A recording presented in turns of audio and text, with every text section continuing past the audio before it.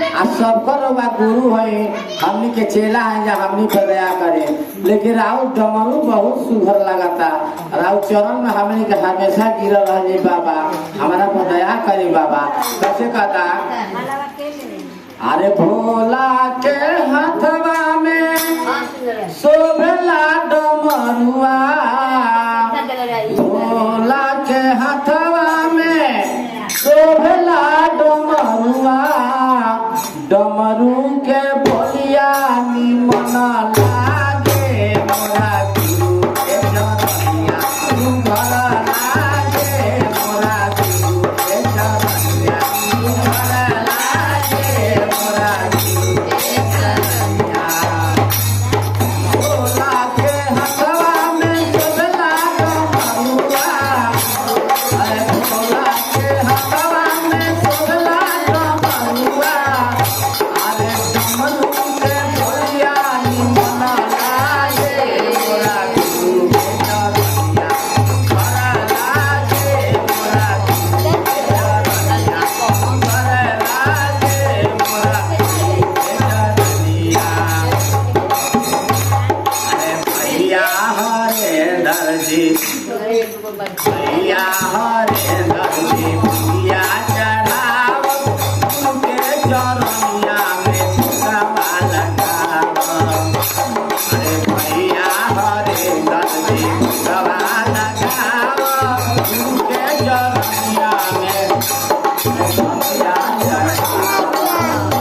अरे मन के अरनिया भोला बजतिया, अपन के अरनिया भोला बजतिया, सवा प्रयास निमन लागे मोरा गुरु के चरनिया, सुघर लागे मोरा गुरु के चरनिया, सुघर लागे मोरा गुरु के चरनिया।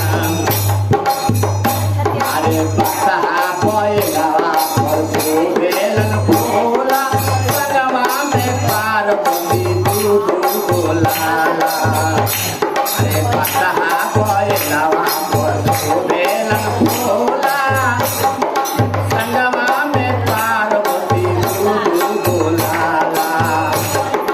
गंगा जी के पनिया से धोई के चरनिया, आय गंगा जी के पनिया से धोई के चरनिया, अरे गंगा जी के पनिया शीतल लागे मोरा गुरु के चरनिया, सुघर लागे मोरा भोला के चरनिया, सुघर लागे मोरा गुरु के चरनिया। देखिए आगे क्या कहता है? अरे भूता पारे तवा के हवन संगतिया, जो कोई जाला भरलन विपतिया। अरे भूतवा पारे तवा के हवन संगतिया, जो कोई जाला भरलन विपतिया। अरे कमर में गछाला, अरे कमर में गछाला, हाथवा में त्रिशूलवा, कमर में गछाला, हाथ में कंगनवा, अरे गलवा में नगवा निमन लागे मोरा गुरु के चरनिया, सुघर लागे मोरा भोला के चरनिया, सुघर लागे मोरा गुरु के चरनिया।